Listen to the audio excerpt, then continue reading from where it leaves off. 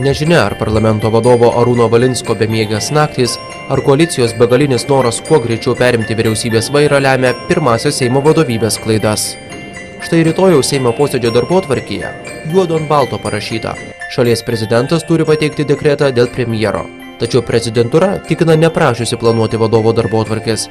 Prezidentas neis rytoj į Seimą, nors ir šiandien susitiko su Andriumi Kubiliumi. Aiškėja, jog ne visi permainų koalicijos kandidatai į ministrus šalies vadovui tinka. Dar ieškosite kandidatų į ministrus?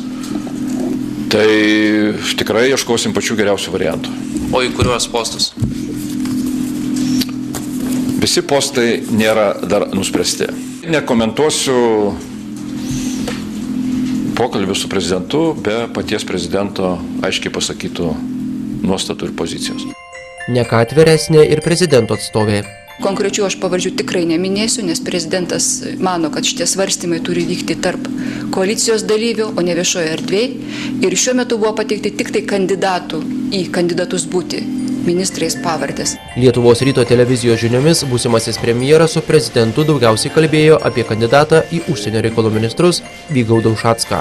Partijos bičiuliams pasakodamas apie susitikimą, Kubilius sakė neišgirdęs nė vieno tvirto Valdo Adamkaus argumento prieš Ušacką. Prezidentui nėra priimtina ir Tautos prisikėlimo partijos pasiūlyta Vinco Babiliaus kandidatūra į aplinkos ministrus. Šalies vadovas turi pastabų ir dėl antikrizinio plano.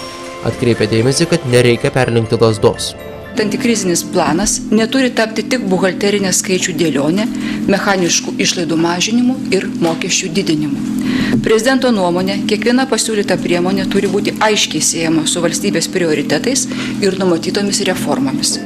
Kada Valdas Adamkus pasirašys dekretą dėl kandidatų į premjerus teikimo, prezidentūra neskelbia. Reporteris Edgaras Kiškis, Vilnius.